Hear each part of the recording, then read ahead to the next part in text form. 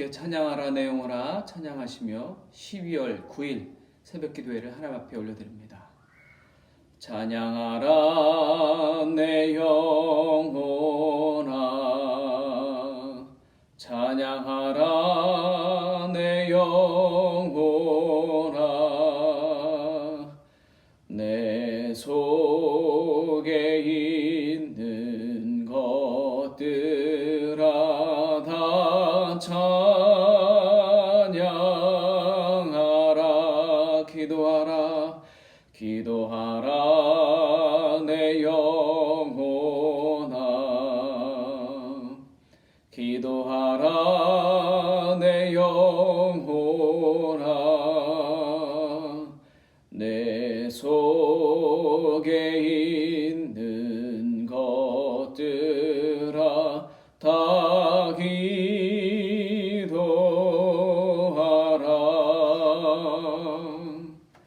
다 함께 사도신경을 신앙 고백하십니다. 나는 전능하신 아버지 하나님 천지의 창조주를 믿습니다. 나는 그의 유일하신 아들 우리 주 예수 그리스도를 믿습니다. 그는 성령으로 잉태되어 동정녀 마리아에게서 나시고 본디오 빌라도에게 고난을 받아 십자가에 못 박혀 죽으시고 장사된 지 사흘 만에 죽은 자 가운데서 다시 살아나셨으며 하늘에 오르시어 전능하신 아버지 하나님 우편에 앉아 계시다가 거기로부터 살아있는 자와 죽은 자를 심판하러 오십니다. 나는 성령을 믿으며 거룩한 공교회와 성도의 교제와 죄를 용서받는 것과 몸의 부활과 영생을 믿습니다. 아멘. 다 함께 찬송가 20장 찬양하십니다.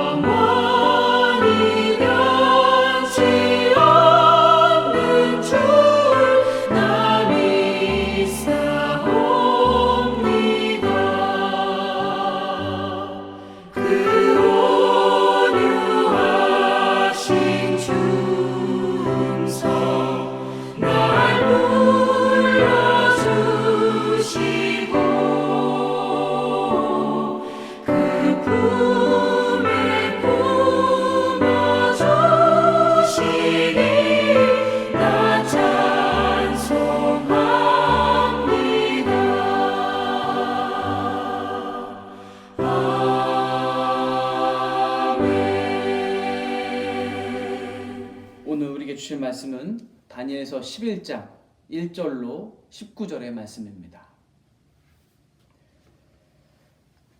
내가 또 메대 사람 다리오 원년에 일어나 그를 도와서 그를 강하게 한 일이 있었느니라. 이제 내가 참된 것을 내게 보이리라. 보라, 바사에서 또 새 왕들이 일어날 것이요 그 후에 넷째는 그들보다 심히 부유할 것이며 그가 그 부유함으로 강하여진 후에는 모든 사람을 충동하여 헬라 왕국을 칠 것이며 장차 한 능력 있는 왕이 일어나서 큰 권세로 다스리며 자기 마음대로 행하리라. 그러나 그가 강성할 때에 그의 나라가 갈라져 천하 사방에 나누일 것이나 그의 자손에게로 돌아가지도 아니할 것이요 또 자기가 주장하던 권세대로도 되지 아니하리니 이는 그 나라가 뽑혀서 그 외의 다른 사람들에게로 돌아갈 것임이라. 남방의 왕은 강할 것이나 그 군주들 중 하나는 그보다 강하여 권세를 떨치리니 그의 권세가 심히 클 것이요 몇 해 후에 그들이 서로 단합하리니 곧 남방왕의 딸이 북방왕에게 가서 화친하리라.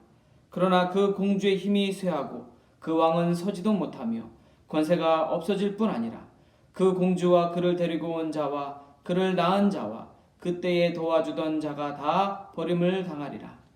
그러나 그 공주의 본 족속에게서 난 자 중에 한 사람이 왕위를 이어 권세를 받아 북방왕의 군대를 치러 와서 그의 성에 들어가서 그들을 쳐서 이기고 그 신들과 부어 만든 우상들과 은과 금의 아름다운 그릇들은 다 노력하여 애굽으로 가져갈 것이요 몇 해 동안은 그가 북방왕을 치지 아니하리라.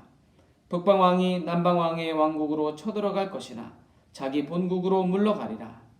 그러나 그의 아들들이 전쟁을 준비하고 심히 많은 군대를 모아서 물이 넘친같이 나아올 것이며 그가 또 와서 남방왕의 견고한 성까지 칠 것이요 남방왕은 크게 노하여 나와서 북방왕과 싸울 것이나 북방왕이 큰 무리를 일으킬 것이나 그 무리는 그의 손에 넘겨준 바 되리라.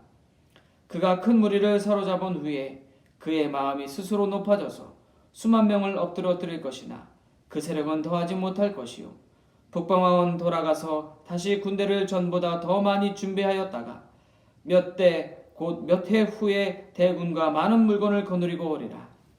그때 여러 사람이 일어나서 남방왕을 칠 것이요 내 백성 중에서도 포악한 자가 스스로 높아져서 환상을 이루려 할 것이나 그들이 도리어 걸려 넘어지리라. 이에 북방왕은 와서 토성을 쌓고 견고한 성읍을 점령할 것이요 남방 군대는 그를 당할 수 없으며 또 그가 택한 군대라도 그를 당할 힘이 없을 것이므로 오직 와서 치는 자가 자기 마음대로 행하리니 그를 당할 사람이 없겠고 그는 영화로운 땅에 설 것이요 그의 손에는 멸방이 있으리라. 그가 결심하고 전국의 힘을 다하여 이르렀다가 그와 화친할 것이요 또 여자의 딸을 그에게 주어 그의 나라를 망하게 할 것이나 이루지 못하리니 그에게 무익하리라. 그 후에 그가 그의 얼굴을 바닷가로 돌려 많이 점령할 것이나 한 장군이 나타나 그의 정복을 그치게 하고 그 수치를 그에게로 돌릴 것이므로 그가 드디어 그 얼굴을 돌려 자기 땅 산성들로 향할 것이나 거쳐 넘어지고 다시는 보이지 아니하리라. 아멘. 할렐루야. 또다시 이렇게 영상을 통해서 우리 성도님들을 뵙게 되었습니다. 어쩔 수 없이 교회에서 모이지 못하고 개인의 삶의 자리에서 예배할 수밖에 없는 상황이 되었습니다. 그렇기 때문에 우리의 삶의 자리가 더 중요하게 되었습니다. 이제는 우리 성도님들이 있는 그 자리, 지금 새벽을 깨우며 기도하는 그 장소가 하나님의 임재를 경험하시는 거룩한 성전이 되어야 합니다. 그렇게 우리가 각자의 자리에서 더 경건의 삶을 결단하고 점점 더 성숙해질 때에 지금의 이 팬데믹 상황은 우리의 영성을 깨우고 새로운 도약을 시작하는 발판이 될 수 있으리라 믿습니다. 그러기 위해서 앞으로 어떤 형태가 되었든 예배의 자리, 기도하는 그 장소를 귀하게 여기고 꼭 지켜내실 수 있으시기를 간절히 소원합니다. 오늘 우리가 함께 본 이 다니엘서 11장의 예언의 말씀은 이미 일어난 사건들을 기록한 것이 아닌가라고 하는 의구심이 들 정도로 추후에 너무나도 정확하게 역사적으로 다 성취가 되어진 말씀입니다. 하나님은 이렇게 성취하실 일들을 왜 다니엘과 같은 그런 믿음의 사람들에게 미리 알려주시는 것일까요? 그 이유는 첫 번째로 하나님의 전지하심을 드러내기 위해서입니다.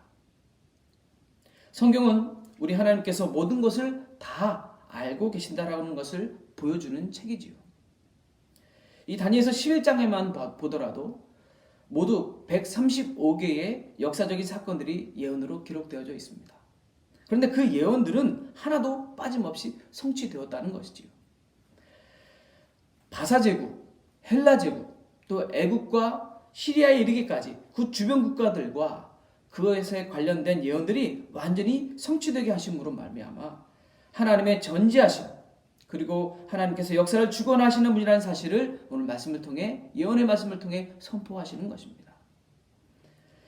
하나님의 전지하심과 주관하심이 우리 믿는 이들에게 어떤 의미가 있는 것일까? 그것은 하나님이 우리에게 일어나고 있는 일들에 대해 지대한 관심을 가지고 계시다는 것을 알게 해주는 부분입니다. 그 사실만으로도 우리는 충분한 위로가 되지요.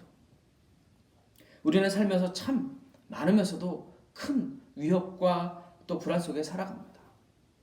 국가 간의 갈등이 생겨나기도 하고 그 갈등이 깊어지고 어느 때가 되면 또 전쟁이 일어나기도 하죠.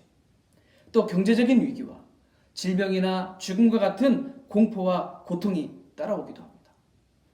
또 깨지고 실패한 관계들로 인한 상처와 긴장감 등이 우리를 잠시도 떠나가지 않고 괴롭히지요. 이런 세상에서 우리가 잊지 말아야 할 것이 있습니다. 그것은 바로 하나님의 전지하심입니다. 전지하심. 이미 하나님은 나와 관련된 모든 문제들을 다 알고 계시지요. 나의 어떤 문제, 고민, 어떤 생각을 갖고 있는지까지 다 알고 계십니다. 그리고 그 답이 없을 것만 같은 문제들의 확실한 모범 답안까지도 알고 계시지요. 그런 전지하신 하나님의 뜻에 순종하며 살아가는 사람들은 참된 평안을 누릴 수 있도록 하나님께서 반드시 인도하신다는 사실 기억하시기 바랍니다. 또한 성취될 예언을 믿는 이들에게 먼저 알게 하신 이유 그 두 번째는 세상적인 삶의 결과를 알려주기 위해서, 세상의 사람들의 삶의 결과가 어떤 것인지를 깨닫게 하시기 위해서라는 겁니다. 오늘 말씀에서 천사는 다니엘에게 그가 섬기고 있는 바사 제국뿐만이 아니라 헬라 왕국의 알렉산더 대왕의 활약이라든지 시리아의 셀류큐스 왕조, 또 애굽의 프톨레미 왕조 등의 그 갈등에 이르기까지 북방과 남방을 아우르는 전반적인 예언을 이야기하고 있습니다. 그 예언 속에 등장하고 있는 많은 갈등과 다툼의 내용들은 세상 국가와 또는 개인의 삶의 방식을 고스란히 드러내고 있더라는 것이죠. 강대국이 더 많은 부와 권력을 차지하기 위해서 이웃의 약소국의 나라들을 공격하고, 또 개인적인 경쟁관계 속에서 다른 사람을 억압하는 것들은 인간이 살아온 실제적인 역사의 모습을 그대로 반영하고 있는 겁니다. 때론 오늘 6절에 있는 말씀처럼 남방왕과 북방왕이 전략 결혼까지 하지요. 그래서 동맹을 맺고 평화의 관계를 꾀하기도 하지만 결국에는 그 모든 것들이 실패로 돌아가게 된다는 것을 오늘 성경에서는 예언하고 있습니다. 모든 인간적인 노력과 수고는 결국 그 뜻대로 되지 않는다는 사실을 역사가 보여주고 있다는 겁니다. 이 다니엘서를 통해 주신 예언의 말씀은 악한 세상에는 완전한 평화가 있을 수 없다. 악한 세상에는 완전한 평화가 있을 수 없다라는 것을 선언하고 있는 겁니다. 이 선언의 말씀은 수천 년이 지난 지금까지도 전 세계와 우리 개개인의 삶 속에서 끊임없이 증명되고 있지요. 그렇기 때문에 우리는 세상이 결코 줄 수 없을 그런 평화, 그런 것들을 찾아 헤매일 필요가 없습니다. 하나님은 참된 평화가 되시는 당신의 아들 예수 그리스도를 이 땅에 보내주셨습니다. 예수님은 세상의 다툼과 전쟁을 끝내실 유일한 구원자가 되어주시지요. 누구든지 예수님께 나와 그분의 방식을 배우기만 한다면 갈등과 전쟁이 아닌 화평과 연합을 경험할 수 있게 되는 줄 믿으시기 바랍니다. 사람은 누구나 평화를 원하지요. 그래서 힘있는 정치가가 등장해서 평화로운 세상을 만들기를 원하기도 하고, 또 경제발전이 평화를 가져다 줄 것만 같은 생각에 빠지기도 합니다. 그러나 진정한 평화는 그리스도 안에만 있다는 사실을 우리 믿음의 사람들은 잊어서는 안 됩니다. 예수님은 하나님과 죄인 사이, 그리고 사람과 사람 사이에 평화를 만드신 분이시죠. 아직 내 삶 속에 평화가 없다고 느끼신다고 한다면 주님 앞으로 정직하게 나오셔서 주님 주시는 참된 평화를 누리시기를 간절히 소원합니다. 코로나 팬데믹, 또 먹고 사는 문제, 또 나를 힘들게 하는 사람들과 그런 관계들, 또 잘 풀리지 않는 그런 계획들, 그런 것들이 우리의 평화를 빼앗아갈 수 없습니다. 그렇게 빼앗기도록 평화를 주신 것이 아닙니다. 이미 주님을 통해 평화의 문을 열어주셨고 지키게 하신 그 전지하신 하나님 앞에 우리가 나아가서 모든 문제들을 맡기기만 한다면 우리 하나님께서는 지금의 위기와 염려 가운데서도 우리를 반드시 지켜 보호해 주시고 평안의 삶으로 인도해 주실 줄 믿습니다. 오늘 그런 전지하신 하나님을 꼭 만나시고 동행하시고 그 하나님을 통해 평화를 누리시는 저 모든 한세 성도들 되시기를 간절히 소원합니다. 기도하겠습니다. 사랑하시는 아버지 하나님, 지금 이 순간에도 우리와 함께 하셔서 평안의 길로 인도해 주시니 감사드립니다. 전지하신 아버지 하나님, 하나님께서는 모든 역사와 인간사의 깊은 곳까지 다 헤아리시며 알고 계신 줄 믿습니다. 우리는 다 이해하지 못하고 깨닫지 못하더라도 모든 것을 다 아시는 하나님만 믿고 순종하며 이 시간 나아가기를 결단하오니 우리를 무지함 속에 그저 두지 마시고 지혜와 믿음의 길 위에 있게 인도하여 주시옵소서. 그래서 주님을 철저히 신뢰하는 믿음으로 어떤 상황에서도 흔들림 없이 평안을 지켜낼 수 있게 하여 주시옵소서. 다시금 코로나로 인해 각자의 삶의 자리에서 예배하게 되었지만 그럼에도 불구하고 주님을 향한 우리의 믿음까지 멈춰서지 않았음을 이 시간 고백하며 선포합니다. 우리가 예배하는 그 자리, 기도하는 그곳이 주님이 임재하시는 거룩한 성전이 되게 하여 주시옵소서. 그래서 내가 밟는 모든 땅이, 내가 머무는 모든 것이 걱정과 불안, 슬픔과 두려움이 사라지고 평안과 기쁨과 감사가 넘치는 지상 천국이 되게 하여 주시옵소서. 주님 오심을 대망하는 대림절기를 지나고 있습니다. 주님이 열어놓으신 그 소중한 믿음의 일상을 그리워하면서 오늘을 최선을 다해 살아갈 수 있도록 하나님 도와주시옵소서. 계속 기도하고 있는 우리 선수리와 경준이에게도 더 빠른 쾌유와 회복을 허락해 주셔서 그들이 만난 살아계신 주님을 증언케 하여 주시옵소서. 오늘 한날의 삶도 평화의 왕으로 오신 주님과 동행하길 간절히 소망하며 지금도 살아계신 우리 구주 예수 그리스도 이름으로 간절히 기도드렸사옵나이다. 아멘.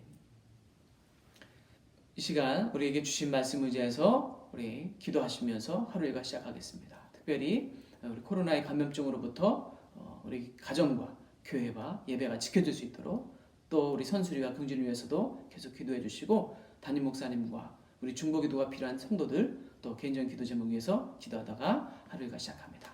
기도하겠습니다.